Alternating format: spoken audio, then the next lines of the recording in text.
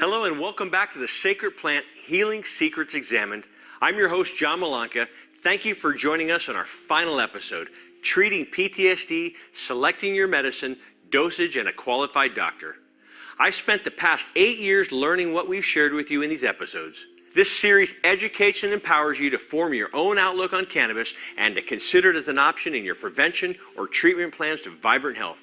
We couldn't do this without those of you who share this on social media and via email, as well as the generous and loving souls who purchase the series, which helps make this all possible. I promise you we will continue to share this series widely, and we'll do more research and share it for free as well. Your support will have a ripple effect that can change and save thousands of lives. In our last episode, Extending the Quality and Quantity of Life for Us and Our Beloved Pets, you learned about the Sacred Plant's wellness benefits for seniors. Episode 6 also covers CBD products and using the Sacred Plant to heal our pets. In today's final episode, we'll begin with the incredible way the Sacred Plant alleviates the symptoms of PTSD. PTSD is an acronym for post-traumatic stress disorder. It's most commonly associated with men and women returning from war. But the truth is, we all have experienced traumas throughout our life, like a death of a loved one, a car accident, a breakup, and so many others that create all types of symptoms like anxiety, depression, stress, insomnia, and more that the Sacred Plant can alleviate. The second half of our episode will be a practical guide for first-time patients looking for a qualified physician and reliable products. We will compare the different delivery methods, including vaporization, extracts, edibles, and topicals. I'll also take you on a personal tour of Magnolia Wellness in Oakland, California, guided by nurse Barbara Blazer. But first, let's learn about the astonishing ways that the Sacred Plant can help a condition suffered by millions of Americans, post-traumatic stress disorder, or PTSD. Many veterans report that cannabis is the most effective treatment for their pain and symptoms of PTSD. It helps them sleep, and it keeps them from having nightmares. Let's hear more about this phenomenon from our experts. One group in Colorado believes it has a simple answer this morning to a big problem facing America's veterans. The VA says 20% of our troops returning from Afghanistan and Iraq suffer from post-traumatic stress. A new report by the Institute of Medicine finds the Pentagon and the VA lack good treatments despite spending billions of dollars on therapy and prescription drugs. My name's Ryan. I'm a retired U.S. Army, medically retired.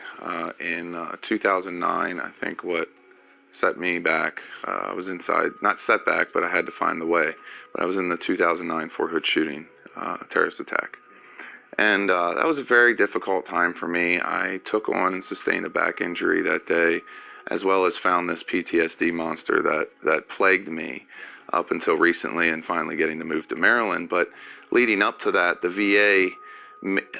VA, without proper guidance, I feel, but in an odd way, overprescribed me opiates to the extent of it was nothing for me to be on 75 to 100 microgram patches of fentanyl. I was on 1,200 milligrams of gabapentin 3 times a day. I would see lightning bolts in front of my eyes on the regular.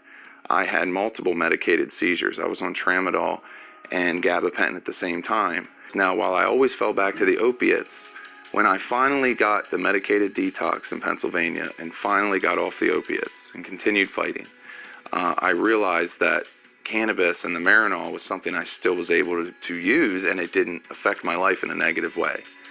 And by doing that, I spoke with that doctor numerous times.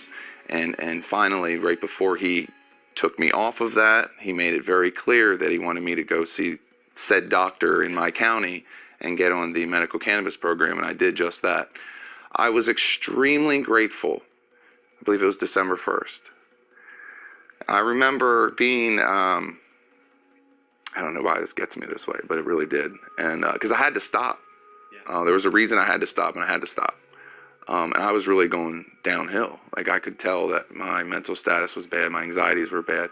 But I remember being with my wife, and we were at the lake, and I remember this article came across Facebook, and it said about products going to be available, and in essence it said. So for me, it's very special to meet these guys and girls. It's very special for me to go in these stores. It's very special for me to live a life of what I feel is absolute honesty now. I like having this plant in my life because it's one, it's medicine, and two, it's a plant.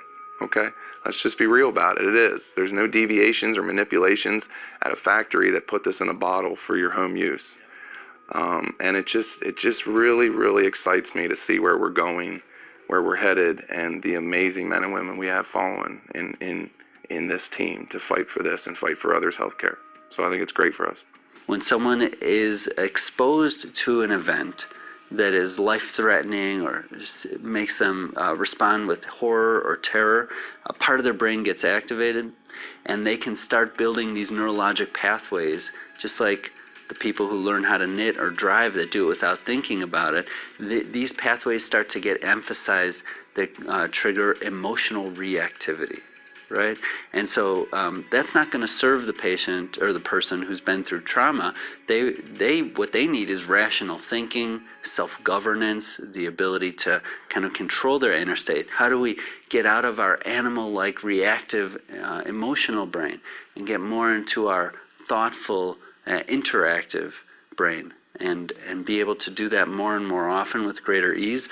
Those are also neuroplastic changes. And if we look at the animal models of post-traumatic stress, the use of endocannabinoids, the functioning of the endocannabinoid system, and the administration of exogenous cannabinoids like those from the plants are associated not only with improvements in the animal's behavior, but also those structural changes in the brain also improve. I'm Doc Slaughter. I grew up in the 50s in Ohio. Moved to Kentucky later on. Went to Vietnam, 68, 70, got shot up in 70, and they sent me home to my mom and dad. And I was a combat medic for 101st Airborne. We had little squads that we went out with. Very good combat medics. I trained a lot of them in when they came in. Being a medic in Nam is not fun, that's for sure. It is actually terrible. But I got through it. I came home, and a few days ago was my anniversary. And they shot me up on March the 12th. And that's when I went to Fubai, 92nd Evac, and from there, Naval in Japan. And then they flew us to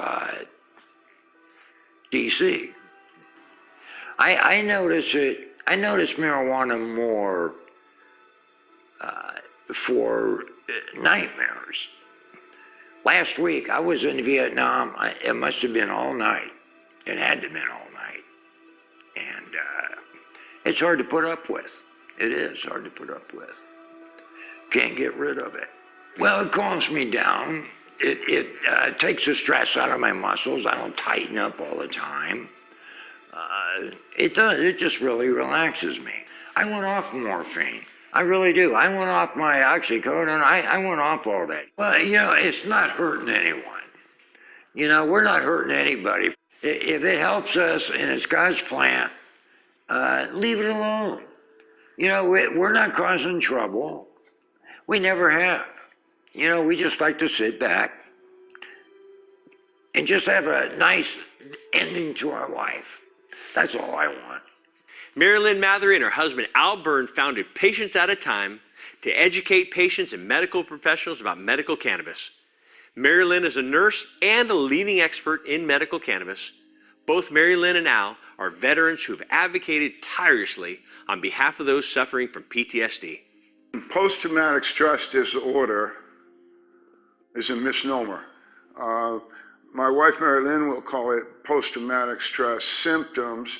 I'll call it post-traumatic stress syndrome, which means a bunch of symptoms. But whatever, it's not a disorder. To a mind that has been traumatized in some fashion, the reactions to that trauma are very much logical, rational. If you've experienced a horrible automobile accident and you survive somehow, I can't imagine you getting in the car again and not putting on a seatbelt. That's just a small example of that. But for veterans, which I'm addressing that issue now with people that have had multiple trauma. I mean, take a typical Vietnam veteran. He comes out of the Missouri or California, wherever they got him from.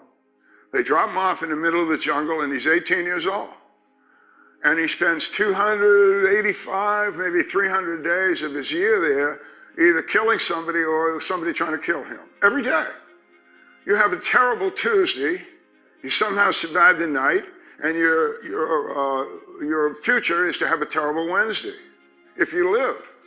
So that kind of repetitive trauma leaves deep, deep impressions on ancillary behavior, I'll call it, reactionary behavior. Veterans especially have a tendency to be hyper-aware.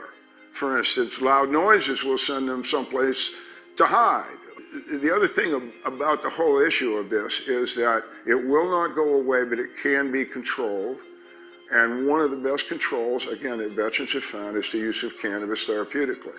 One thing that is very, very important in the treatment of post-traumatic stress is sleep. If you don't sleep, it all goes to hell. A veteran that can't sleep who uses cannabis will wake up the next day and tell you, that's the best 8 hours sleep I've had in a year. It is a wonderful, wonderful, wonderful sleep agent, and here's why. They won't tell you this either. We don't dream.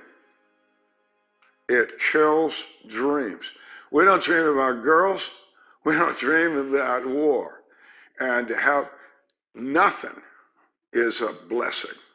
So the sleep is there, always you want it, but the brain is just so whacked sometimes. I think we're desperately seeking new treatments for PTSD. Near Phoenix, Dr. Sue Sisley is running the first FDA-approved trial of its kind. We believe cannabis will reduce the severity of the PTSD symptoms. 23 states list PTSD as a qualifying condition for medical marijuana. But a recent report funded by the VA found there's not enough hard evidence to make firm conclusions about the drug's effectiveness. What might feel good in the short term is not necessarily good in the long term. And rather than look at anecdote and stories, let's look at the overall picture.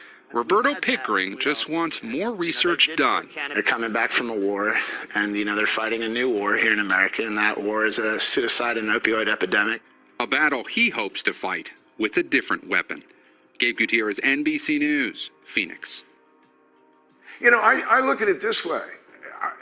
At 22 years old, I drove a U.S. destroyer through the dark night, and I was responsible for 285 men.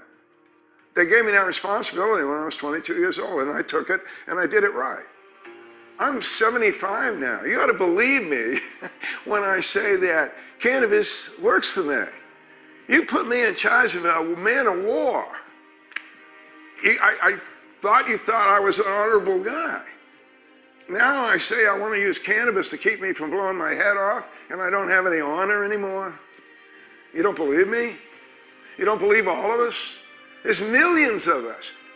It just goes against everything about the United States. Here they are going, especially as young men, going off, expected to risk their life, to be willing to kill other people,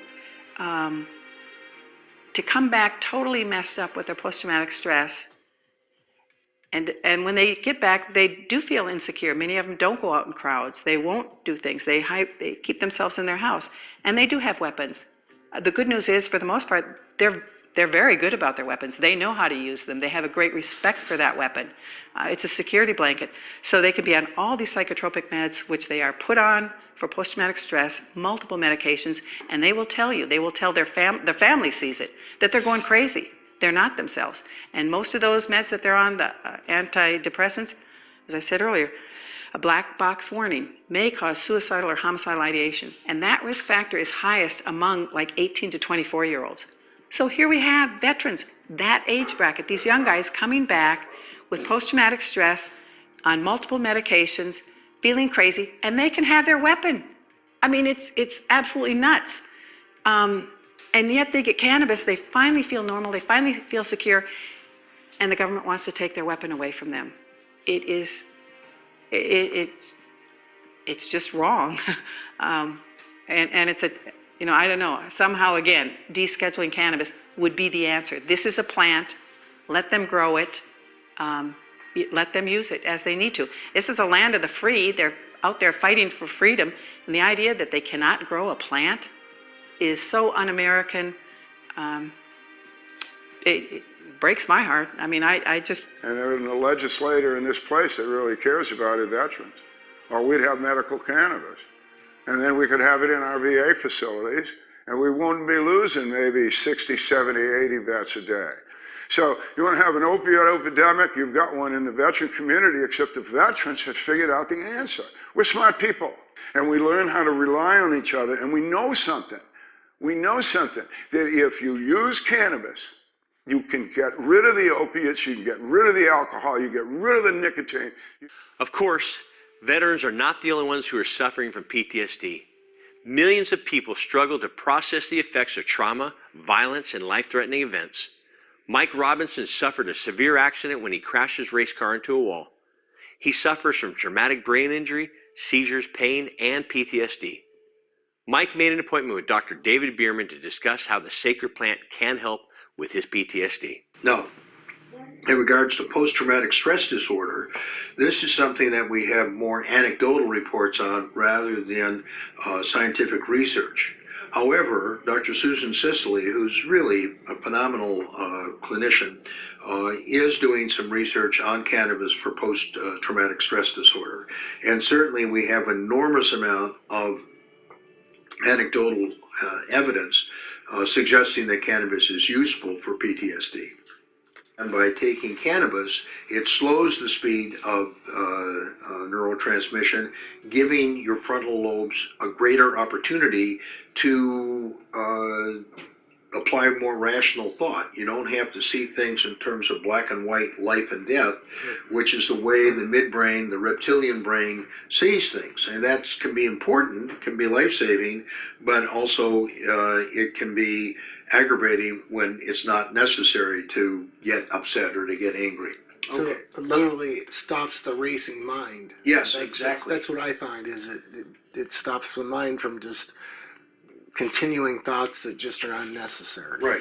There's a story that I like to tell my veterans and say, look, I'll bet you had the experience where you've been sitting having a beer with a buddy, having a good time, and your buddy pushes your button, you know, and says something about politics, says something about your girlfriend, and you call him a name, and you start a fight, and that's the end of your friendly beer, you know, and 2 hours later you're sitting around wondering, what the hell happened?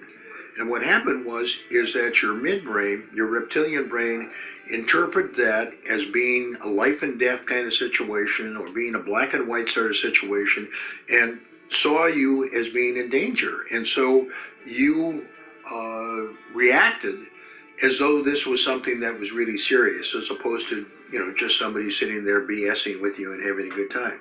And I've told that to lots of people who have PTSD, and I can't tell you the percentage of them, I mean, it's almost universal, would say, I've had that happen to me more than once, and I wonder why. Way too many times. You've had that happen to you. Yes. Yeah. And until today, I didn't understand why. Yeah. Now I do. So. Yeah, and the stress and anxiety is what triggers that. You know, maybe it sends up your dopamine transporter. And I mean, your brain is trying to protect itself. I mean, and it's trying to protect you, your whole person, not just your brain.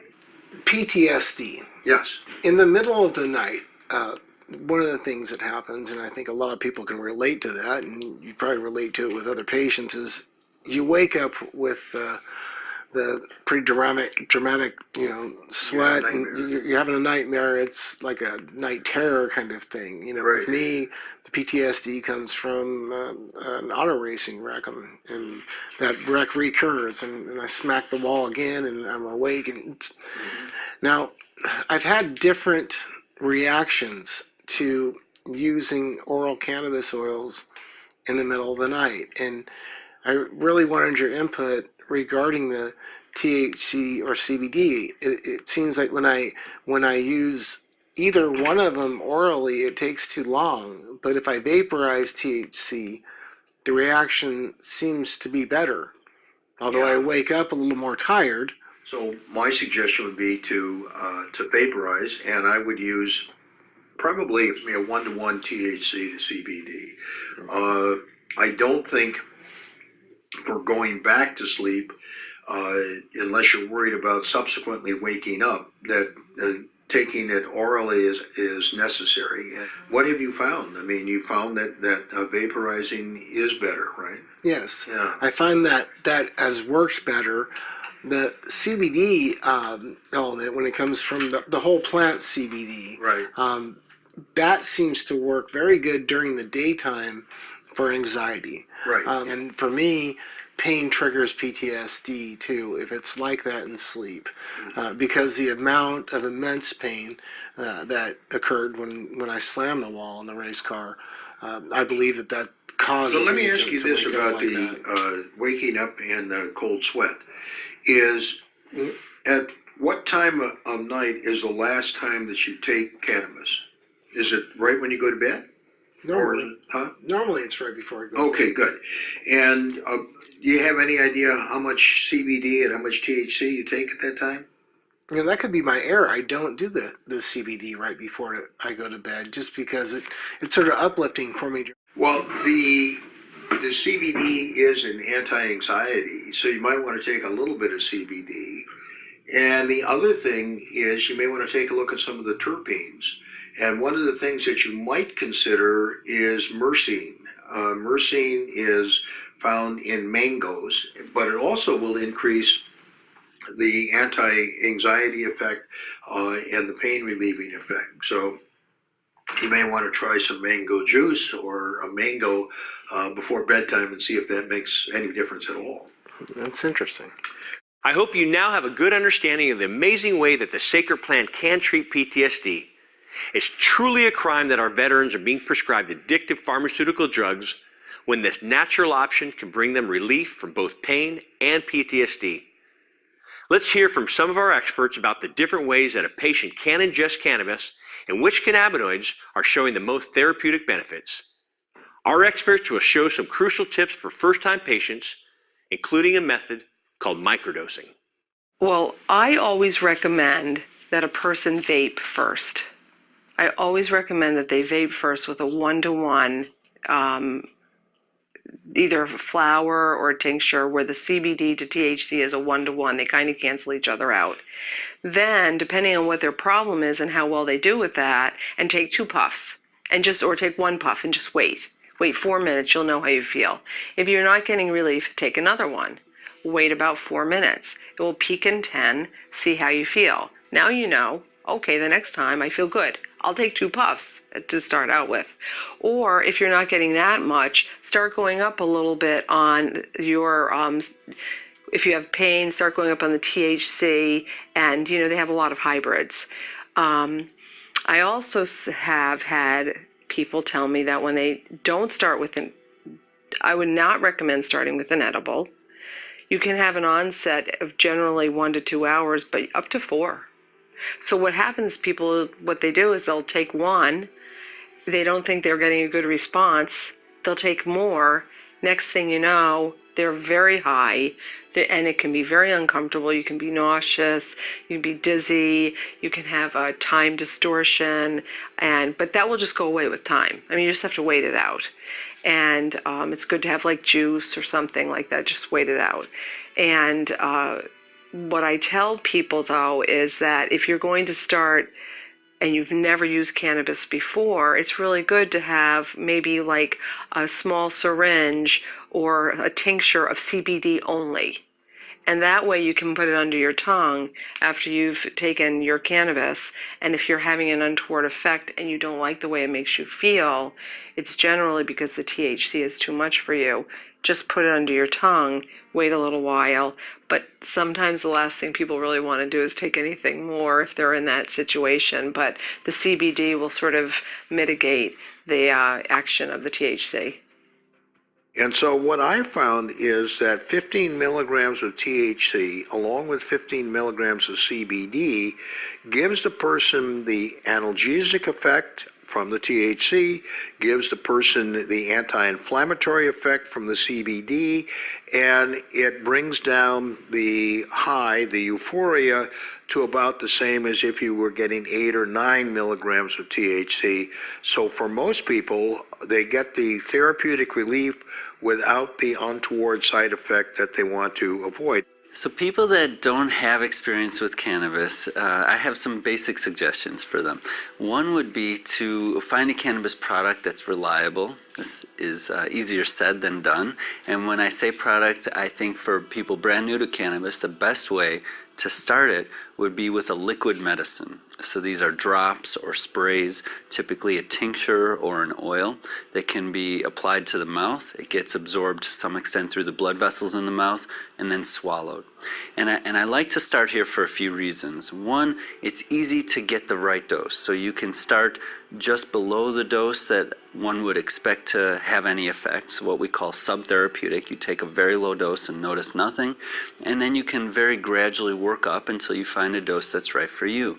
And on healer.com we have very methodical guides that help people day 1, day 2, and kind of go through to find their optimal dose with some tools for how to recognize that, because with cannabis, people respond very differently. So for example, I might have a patient that literally can do well with 1 milligram of cannabinoids per day, and I might have a patient that does very well with 2,000 milligrams per day.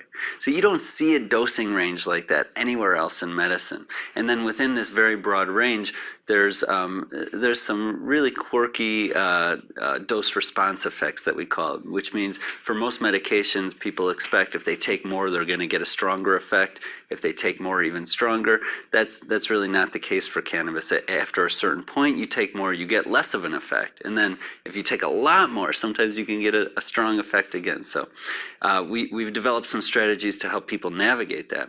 But back to the question of how to get started. So we're talking about a liquid medicine administered to the mouth. It starts at a subtherapeutic dose. You gradually work up until you get some results. And then that's kind of like the big tuning knob. You know, are you a 2 milligram person or a 10 or a 20 milligram person? And from there we can start to play with some of the other factors, like the ratio of CBD to THC, the presence or absence of the acidic cannabinoids, whether there are other delivery methods that would be appropriate, like swallowing a capsule or inhaling from a vaporizer or pipe or something like that. But to get started, this is the safest and easiest way. And it wasn't until Dr. Sulak was seeing me on a osteopathic level that he said, maybe you might want to look into this. And I'm like, I don't know about that. You know, I don't smoke, I don't do any of that. But in little bits and microdosing, that was something that Dr. Sulak had really touched on, was microdosing. You don't have to get high to have this work for you. You don't have to use just THC, you can use CBD. And so I started incorporating both CBD and THC and found some relief from myself as well. You know, I was told after my 7th surgery that, you know, you've got permanent disability. You're going to have pain. There's nothing we can do to stop that pain. And so I kind of had just gotten used to living with it, and to be able to relieve some of that pain was extremely helpful. The way people use the term microdosing in cannabis right now means using a dose of cannabis that doesn't provide any impairment or any strong psychoactive effects, but does improve symptoms or enhance performance or enhance resilience to stress, all good things to do. So microdosing cannabis means you can use cannabis without becoming impaired while benefiting from it. And that's really nothing new. This has been in the medical literature for at least 100 years, that kind of the threshold for getting stoned or high is higher than the threshold for symptom relief and improvement in function. There's always a little window there. So how do we get into that window is really the question. And that looks different for a lot of people. So someone could start with a subtherapeutic dose. Subtherapeutic for most people is 1 milligram of THC. There's a few people out there that 1 milligram of THC will actually cause some type of an effect that they can detect. But for most people, they'll take 1 milligram and they'll notice either nothing or almost nothing. And so this is what I mean by subtherapeutic. Could be 1 milligram of THC plus 1 milligram of CBD. That would be a nice combo. And then we're going to have them gradually increase their dose until they notice a little something. But I want them to notice an inner change. I don't want them to wait until they notice, like, oh man, I'm dizzy, or I'm clumsy, or I'm forgetting what I walked into the room to do. That means they've already gone too far. So I developed something called the inner inventory that helps people check whether or not they've responded to a certain dose of cannabis. And so they can check the inner inventory before and then after 1 milligram. They can stay at that dose for a few days, or they can the next day go up to 2 milligrams and check before and after. And again, then 3 milligrams. Maybe when they get to 3 milligrams, they're saying, oh, I'm not feeling stoned at all, but I'm starting to have a change in my inner inventory score before and afterwards. This means I'm responding to cannabis. And then I tell people to stay there for a few days, because we talked about that therapeutic window, right? Benefits here, unwanted effects here. For a lot of people that are brand new to cannabis, it's a narrow window. And so we have strategies for making that window wider.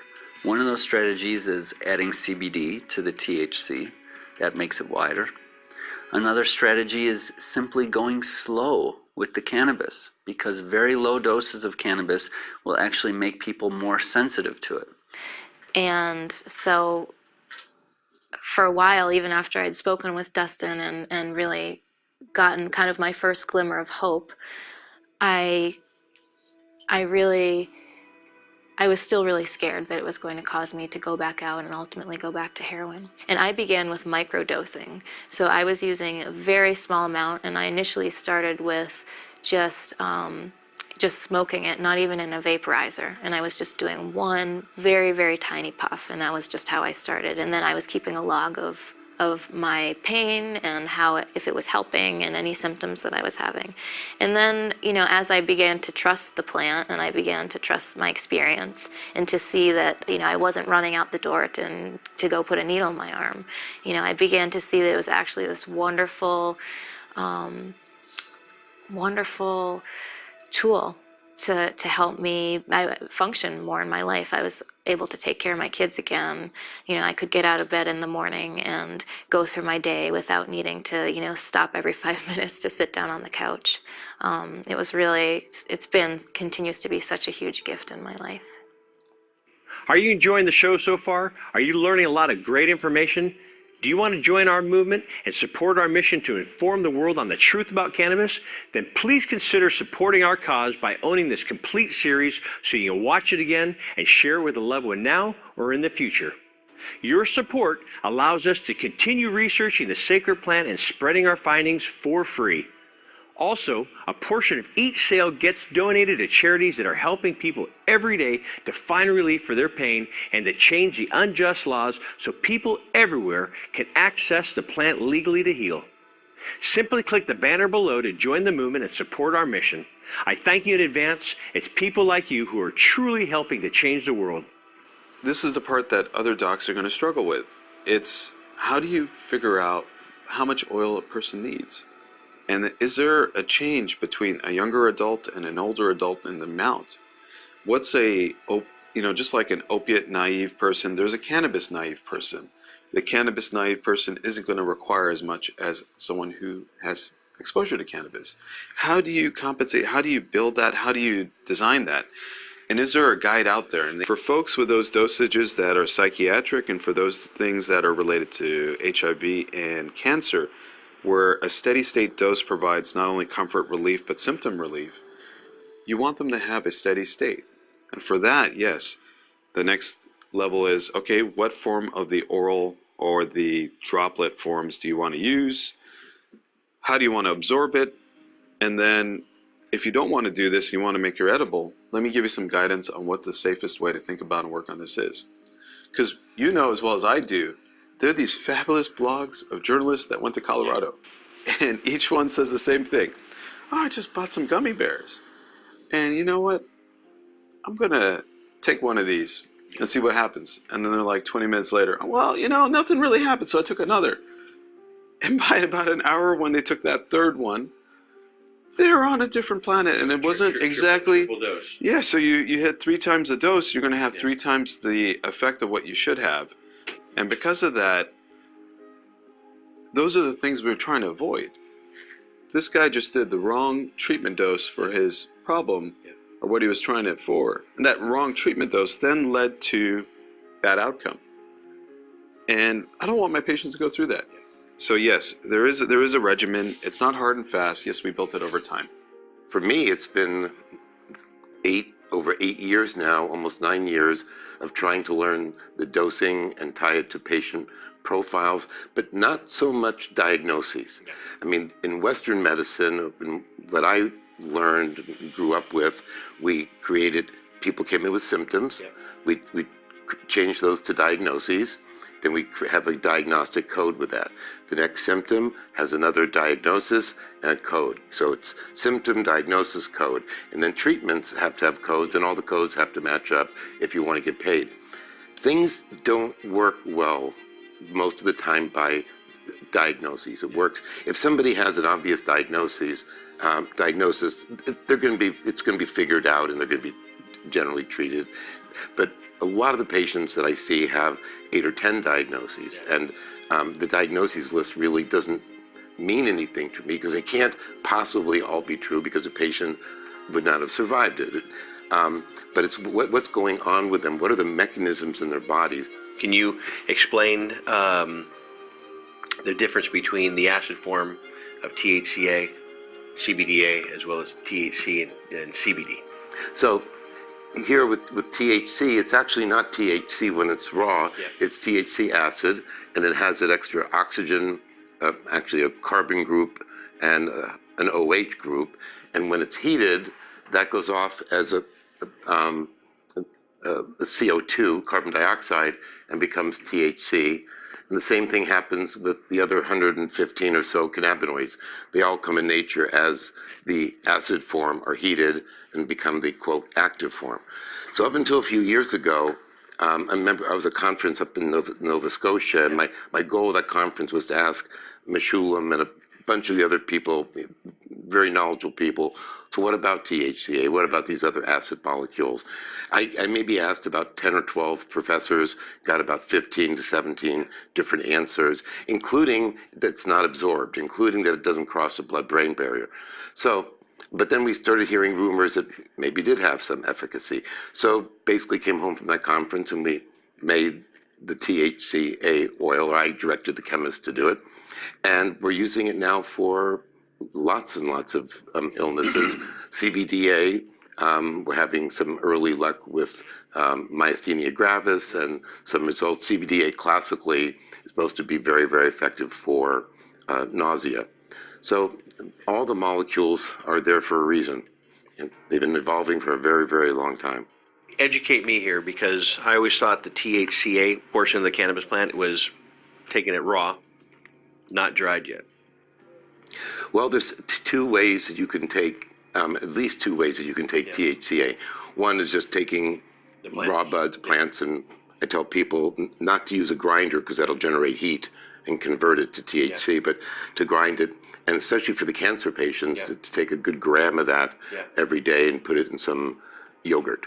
So that's eat it that way. Just eat it? Yeah. As you take a plant that's very high in THC, and you cut the top off, you cut off the buds, and you eat that, and you're not going to get the psychoactive effect. You'll get the therapeutic effect of the THCA.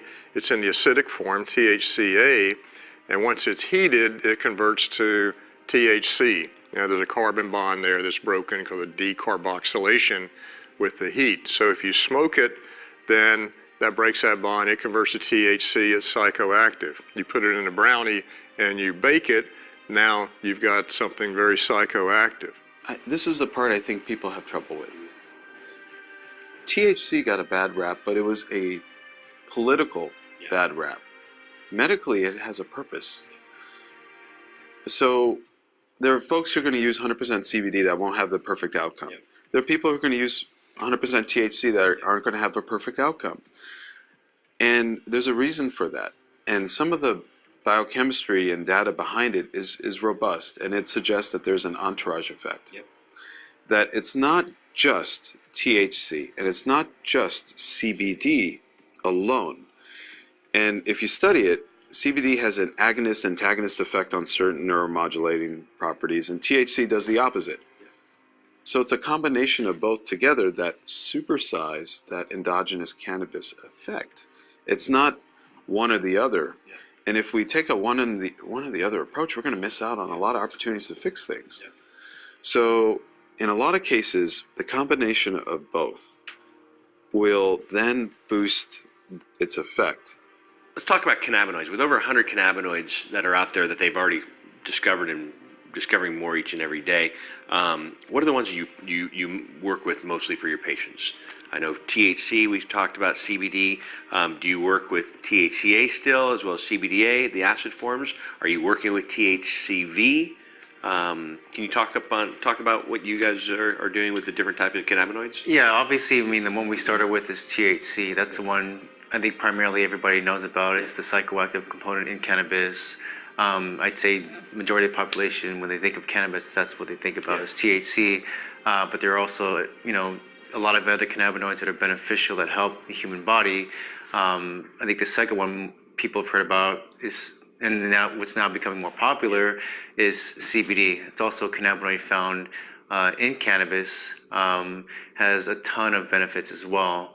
So I'd say those two are our top, obviously, cannabinoids to work with, as well as now THCA.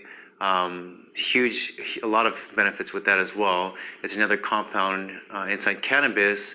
A lot of benefits as well. THCA is great because it's not psychoactive, so you're not going to get that high feeling from it, but it carries a lot of benefits with it.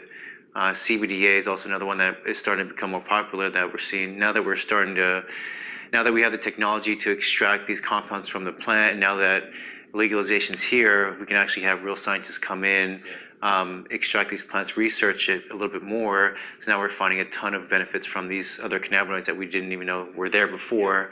And now we can study, and now we can actually start giving to patients. So out of the top cannabinoids, like I said, is THC, CBD, THCA, CBDA, and THCV also is becoming very popular as well for certain things. CBN as well. And do you have access to THCV and CBN? CBN basically is just degraded THC. So there is a process we can actually do to get it to that state. So we just get our THC like we normally do, and then we add a couple more processes to get it to that state, which in that state, they say it's not psychoactive, and it's supposed to add a lot of different benefits. One of them is to help with sleep. But we do have access to that. THCV, a little harder to find because only certain strains actually have that. And right now the people that have those strains are keeping it really tight, like they do with other stuff that comes out. But as the market grows and as the industry evolves, there's going to be more access. There's going to be a lot more of those compounds out there.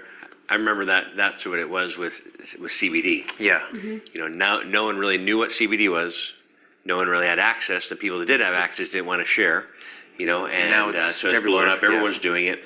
And then I still remember a few years ago, reading up on THCA. No one knew what THCA was, and all of a sudden some people started doing it. So it does help because a lot of families and patients and viewers have seen Dr. Courtney in his studies with THCA, and I would say not too many people are fortunate enough, I'll say, that have a cornfield of cannabis in their backyard like he did with his wife, Kristen. What I tell my patients is, look, we're here in California, we are regulating this plant, and take a look at how much THC there is in there, take a look at how much CBD there is.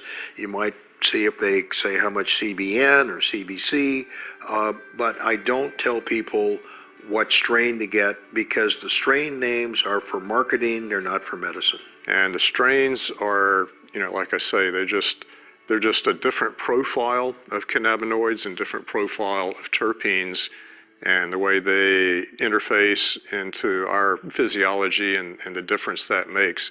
And we're understanding all those cannabinoids and what their properties are, and all these terpenes and what their properties are. Now, if I'm looking for something, depending on what I want to do, if I'm looking for something for elevating mood, But at the same time, what I really want is to get rid of pain and to facilitate, remission of cancer. Then I'm going to want these terpenes. Let me go back to the terpenes, because terpenes, a lot of people are talking about terpenes right now and the benefits of terpenes. So you're saying that it's cannabis-based minus any THC or CBD. So someone in Kentucky, can they order this online and have it sent to them directly? And they Yeah, there's actually companies that actually just sell terpenes. Cannabis-based terpenes are a little bit harder to get in different states, but there's actually companies, I think one in Oregon called True Terpene. They actually sell terpenes. They're plant-derived. So, I mean, they're the same terpenes you're going to find in cannabis, but they source it from obviously legal sources where they can actually ship nationwide, where they've actually isolated, you can get all the terpenes you pretty much are looking for through their website and get it shipped directly to your house, which is perfectly legal because has nothing to do with cannabis. It's totally different. But these terpenes also give you a lot of benefits as well. I mean, they do affect receptors in your body, kind of like cannabinoids do. So they do have on their own a lot of benefits that come with them. I hear people using terpenes now in their little ionizers at home, just like you would have a diffuser. And just having those permeate the house as well. But I think what we have to also point out is that if people, because I've been getting a lot more and more questions about adding in terpenes to products.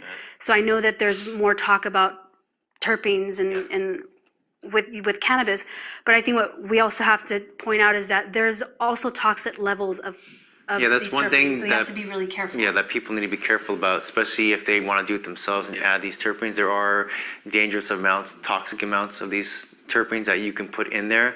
So you want to be careful to research the safe amount that you're able to put inside your product, what you're taking, because you don't want to take too much and it becomes toxic.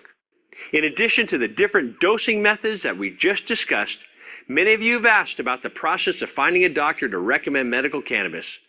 At UnitedPatientsGroup.com, we have created a directory to help you identify if a cannabis physician is located within your area. For new patients, navigating a dispensary for the first time can be intimidating. So join me as I take you through the process in Oakland, California at Magnolia Wellness. Nurse Barbara Blazer is the mother of Magnolia's owner, Debbie Goldsberry. Let's take the tour with Barbara.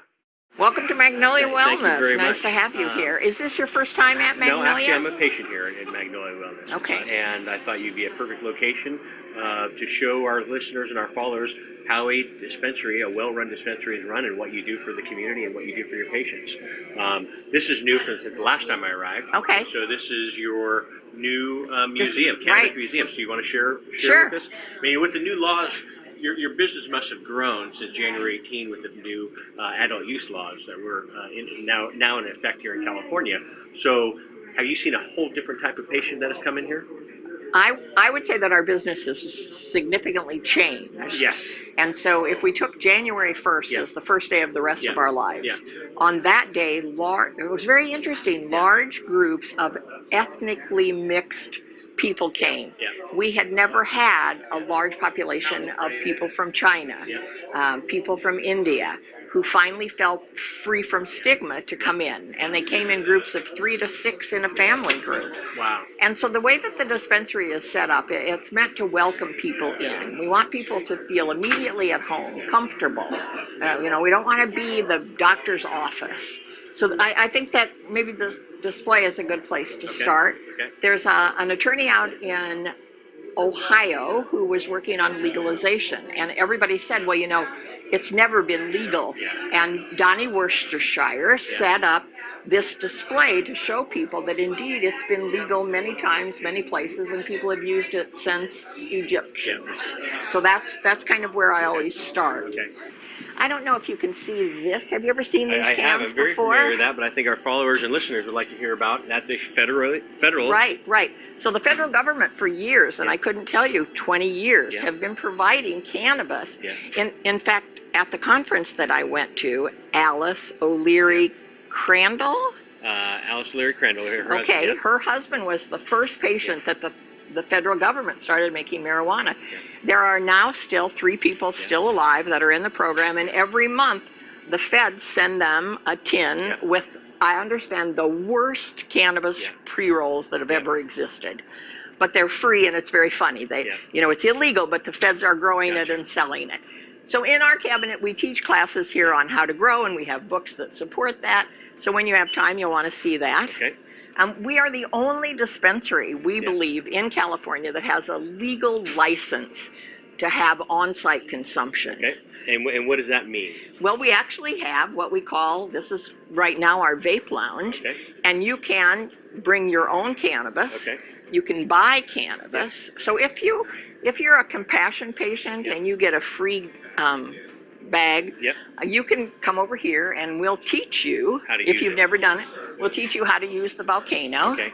And a Volcano, for our listeners, is another form of a vaporizer. Absolutely. Vaporization, non-burning, non-combustible. And I do see that you have a couple different types of styles here. And I would tell you that the biggest number of people who are using this right now are medically compromised people who are brand new to cannabis. Gotcha. So if I have cancer and I have severe pain and nothing has ever helped with it, or if I have Parkinson's, Parkinson's is a good example, because sometimes one puff will immediately bring relief from those tremors. And I want to try it in a safe location. We have bud tenders with that guidance. will sit with you. And again, we'll stay with you until you're able to go back home. What I tell patients is if you can eat it, drink it, smoke it, wear it, you can probably get it in cannabis. Gotcha. And the thing that new clients don't understand is, why would I smoke instead of vape, or why would I use a topical? Why would I use an edible? So if I could just explain that just a little bit. And if I say it wrong, please feel free to correct me. I actually tell patients all the time, they'll say, well, how much is this? And I say, if you have a heart attack, I'll do CPR, but I'm not allowed to give prices. In this counter, we have our top shelf cannabis. And for instance, today is Heavy Eighths Day. So if you come in today, the things that are in glasses basically are part of Heavy Eighths. You buy something, you get something else. We can't talk about it. So back to, you're saying Heavy Eighth Day. So an eighth is another measurement in Correct. Canada. So do you sell them in grams, eighths, quarters, and ounces? And I'm sure you're not going to be able to see. Or, we list back there the prices. They come in eighths, quarters, ounces. It just depends on the vendor. Okay. And some vendors now, because of the new laws, have begun packaging in jars that are child-proof. Beautiful packaging. The new law says everything has to be child-proof. So if it's in child-proof jar, it's not part of Heavy Eighths. Okay. But so there's cannabis. Down here we have our topicals. Okay. So for me, topicals are huge. If you have localized pain, so I have tendonitis, I can put a topical on, and in about 5 to 10 minutes, I can get relief. It will take my pain from a 6, maybe to a 2. It won't make it go away. I won't get high. It doesn't get in my bloodstream. If I got tested at work, it wouldn't show up in my bloodstream. So again, localized pain. Oh, my neck. Oh, my back. Topicals are great. We also, in this same display case, and I love these, we now have transdermal patches. Which I'm very familiar with that. Those are 12 hours, but there are 96-hour patches. Gotcha. So coming from hospice, a 96-hour patch is huge. You can wear it in the shower, you can wear it in the hot tub. You get an even dose throughout the 96 hours. So the thing about smoking is that it works almost immediately. You take a draw, you've got your medication. And a lot of patients like that because on a scale of 1 to 10, their pain level's at a 10. Right, and you need it instantly. immediately. So edibles take about 2 hours to work. And then they last 5 to 7 hours. And the reason that they take that long is you have to digest them, they have to pass through your liver, you lose a whole 40% of the potency, so you have to be careful. When I got my permit, my recommendation, the doctor said, buy a candy bar, break it in 16 pieces, eat 1 piece a day. I said he was going to fight me for the other 15 pieces. So a patient said what they suggest is that you break your chocolate into the 15 or 16 pieces, put it in a Ziploc bag, fill your bag with chocolate, Hershey's. Gotcha. So that if you've got that give me more chocolate feeling, that will alleviate that. So there are a lot of tips at dispensaries, because people say, why can't I just do delivery? Delivery's not going to give you the tips that are going to make the difference. we hear patients say, well, it was so good. I know I was only supposed to eat a piece, so I ate the whole thing. We hear that all the time, and then Right. the next thing you know, they're checking themselves in the Right. ER thinking they're having a heart attack. Yeah. We do things like with particularly new patients. If you're going to take home something that's a high THC, which is a cannabinoid, then maybe, and I don't like to have anyone think that we would be upselling. Okay. But if you are going to buy a heavy THC product, you might want to take home a small bottle of CBD tincture, which is the anti-venom. Yep. Also, you can use black pepper and apparently lemons, according to an article. We had cookies, and in fact, I think that down there is a black bar. Yeah. It's 1,000 milligrams. So what is the purpose of 1,000 milligram? Because we work with patients, personally I think 5 milligrams is enough. Right. But 1,000 milligrams for the same size brownie that you could have another, a 10 milligram brownie at. Right. So what is that? I'm very familiar with that product, but we have a lot of patients that don't know the difference, and they eat the whole thing, and you have 1,000 milligrams in your system. That's a scary experience Right. for some patients. If I have stage 4 lung cancer that I've been treating now for 4 years, my pain may be so significant that I need a heavier dose. That bar can be divided very carefully. Some people, 100 milligrams for many people is not too much. You can divide that into 10 equal pieces. I mean, a lot of people buy the little scales and they do those kind of division things, but it's really just finding your sweet spot. So like this Sensi Chew, it's divided already in these little bitty teeny. I don't understand that. With that company as well. Right. But if my doctor said, well, okay, eat one piece twice a day for 3 weeks, it's not happening in my life. I didn't get to be like this, eating one piece. A tip that I like for these drinks, and they work very fast, is for me to dose them, I put it in ice cube trays. Smart. So if I pour something into an ice cube tray, I got 10 ice cubes. I know how much each ice cube is. I put that in a tea or my lemonade, and it's easy to dose and easy to control. And you make a great point, because I have not been an advocate of drinks like that. Right, it's hard to dose. It's hard to dose. I mean, how many times, even in water or soda pop, you're still going to take a few sips. So ice trays, that's a great tip. Yeah, so thank you. I think that's a good one. I do. And they're, depending, some people love them, some people don't. Yeah. So these are edibles. We recommend them to people who have systemic pain, sleep problems. We recommend that if you're going to try it, you always tell someone, possibly have somebody at home with you. I actually will call you the first time you try it, and then call you back in a half hour, that kind of stuff, just to make sure people are safe. So for me as an RN, one of the most important things for new patients in particular to learn about is the possibility of a drug-drug kind of a interaction. So I'm on Coumadin. I have a history of blood clots. I've had them in my legs and I've had them in my lungs. And I called my doctor and I said, well, can I use cannabis? He said, well, never. You can't use it ever. I said, okay, bye. Thank you. But I tried it. So my normal PTINR, which is the measurement for bleeding time, is 2.5. But 5 milligrams, which is a low dose of cannabis, will change it to a 7. Okay. So I call the Coumadin clinic and I say, I took cannabis last night. Here is what my level is.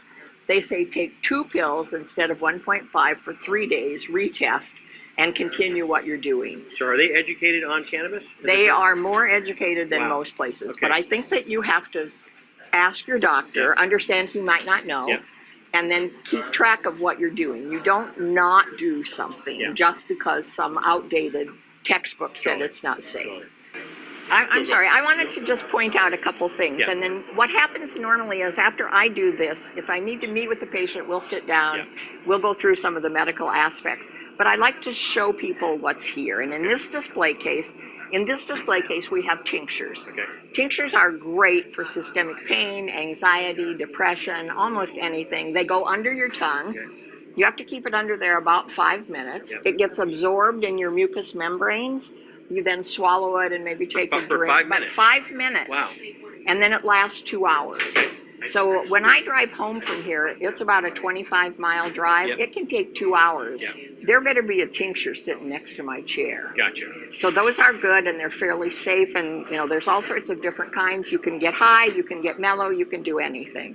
Are you familiar with concentrates? I'm not, and so I'm not a big advocate of concentrates. So maybe you can share. Oh no, honey, no. and I do this all the time. I tell people, if you have a heart attack, I'll save you. But if you want to know about concentrates, the bud tenders are really trained on those. They're fast acting. Okay. They last an okay length of time. And so for some people, they're really effective. Yeah. On the other side of this display case, we actually have our vape pens and those kind of things. Yeah. If you were bored, you can go on YouTube. I vaped once. Yeah. I flunked. Yeah. But it's on YouTube. I've smoked once. It's on YouTube. I flunked. But there's just a huge variety of what you can use and try. And a lot of times you have to try more than one thing over a period of a couple of weeks. Gotcha. So this is what we have here. And then I would just introduce you to a bud tender. Okay. And we'd move you on. So Barbara, we're here at the counter, and you call your staff the bud tenders. But I see, beautiful screens here. And are these the menus of the products that you sell? Thank you for asking. Those are actually the menus. On that menu, it will tell you what the product is, what the THC content is, and what the price points are. Okay. The prices up there include the 15% excise tax. They don't have the sales tax or the 5% tax. Okay. What happens at this bar is that we have trained people. So I might meet with you and say, what are you treating? Here's what. And nurses we can't suggest, we can't recommend. I can say, well, here's what I use. And then I can bring you to a bud tender who will then walk through. So a patient might say, I hate the taste of such and such. And they'll say, well, we have this other tincture that's maybe an alcohol base. But that's where the magic happens, is back here at the bud bar. But I say seniors that haven't tried medical cannabis for 40 years, 50 years, or never tried it at all, they go into a dispensary, not here, but go to another dispensary where there's no guidance, there's no RN, and they just say, I'll take that, I'll take that, I'll take that. And then they get home, and they take that, and they take that, and they take that all in one sitting. Right. And next thing you know, they're calling 911 because they think they're having a heart attack. That's so sad. Yeah, it is sad. And so I'm seeing, a lot of patients going and do it the DIY, do-it-yourself type of medicating. And you being an RN and you being around patients your whole life, do you think it's needed to have a medical expert work with these patients before? Because cannabis is medicine. Sure. And do you think medical professionals are needed? One, in an establishment like here, Magnolia Wellness, with you being an RN, but also two, having some guidance before they go into a dispensary. I absolutely do. I think it's critical to have a nurse. Yeah. Are you here 7 days a week? I work 4 days. Yeah. 4 days a week, but I take calls at home 7 days a week. So you can call me if you're a new. I give my card out all the time, and if you go online and you search me, you'll find both my cell phone and my email address. And so I get calls from Pennsylvania, Ohio, Florida, where people are scared and they're going to go to a dispensary where they are, but they want to talk to a nurse. And I have the ability to do that. My life is a little bit fluid, and I have that ability, but I think it changes the outcome. If you pick one from column A, one from column B, people will say all the time, my tincture's not working, and the tincture's got to be under your tongue, you've got to let it absorb, it takes a few minutes, it only lasts 2 hours. People will say it doesn't work, and I'll say, well, how did you take it? Well, I put it in my mouth, I swallowed it right away, and I washed it down with water. Well, that's why it's not working. Or how much are you taking? I'm taking 2 drops once a day. No, you've got to think about how long or how big the tube is. And I think just having an RN can make a difference in the success or failure. We live in a time where it's become dangerous for filmmakers, journalists, to even cover a lot of this information. This series is a serious disruption to the psyche that they want us to have. I can't tell you how important it is for those of us who resonate with this information, those of us who know there's more to health than what we've been told, to rally around projects like this one and help make more. The way you make more, the way that you support people like this who are making films that matter, is by passing it on. And what I love about a series like this, as opposed to like the old handout method of like PBS, where it's like, oh yeah, pledge money, just give us money, is that we're not saying pledge money. We're saying purchase this thing, this compendium of cannabis knowledge, this compendium of medical information that could change your life or the lives of your loved one. Bring it into your home and share it. That's how you support projects like this. That's how you make sure that our future as human beings on this planet right now is ensured. Support this mission. Help share this message with the people in the world who need it, because if you don't, it stops right here with you. This is your responsibility. Each of us, once you've seen this, once you know this, it is your responsibility to help the people in your life you think you can help with this information. And buying this series is one of the ways you can do that. The way this shares is for you to support this information and really pull out your wallet and help this project have life. Money is energy, right? So help feed this project and use your money to vote for the things you want to see more of in the world and help people. We need your help. Help us spread the word. Join the movement, support the mission, and save lives. Whatever you can do, if only you can do is watch, then please watch. And when you get busy and life takes you different ways, get back and watch. Just you getting empowered makes a difference. If you can share it, if you're bold enough, brave enough, courageous enough, please share this on Facebook. Please talk about this far and wide. Information is power. If people just know about what's going on here, know about the injustices, know about the healing abilities of plants, especially the sacred plant. And if you're able to, if you're willing to, please support the mission by buying the package. When you buy the package today, you do a buy one, get one, give one, which means that you get one, so you empower yourself first. Put your own oxygen mask on.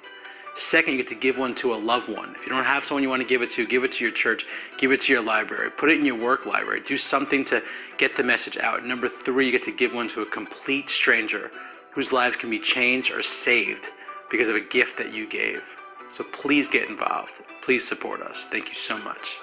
Thank you again for taking this journey with me to learn about the life-saving benefits of the sacred plant. Please join us in helping you, your loved ones, and the world to benefit from the God-given healing powers of this plant. Let's stand together to overcome the lies, deceptions, and legal obstacles so that all of us can thrive rather than suffer. It's been my honor to host Season 2 of the Sacred Plant Healing Secrets Examined. The knowledge of the sacred plant is something that we cannot afford to suppress any longer. I hope that the series has empowered you to discover that cannabis can help you and your loved ones. This is John Malanca. I thank you, and God bless. I invite you to join our movement, support our mission, and to help us save lives. We're a small company that's committed to the truth and to helping humanity. Since we don't have the unlimited resources that Big Pharma has, we need to work together to educate and empower more people about the healing benefits of the sacred plant. When you support our mission by owning the complete series today, you allow us to continue research, interview, expose, and share this knowledge with the world for free, just like we're doing right now. If you learned something, been inspired, want to watch it again, share it with a loved one, or just love how it feels to support a great cause, consider owning the Sacred Plant Healing Secrets Examined today. Simply click the banner below to join the movement and to support our mission. I thank you in advance. It's people like you who are truly helping to change the world.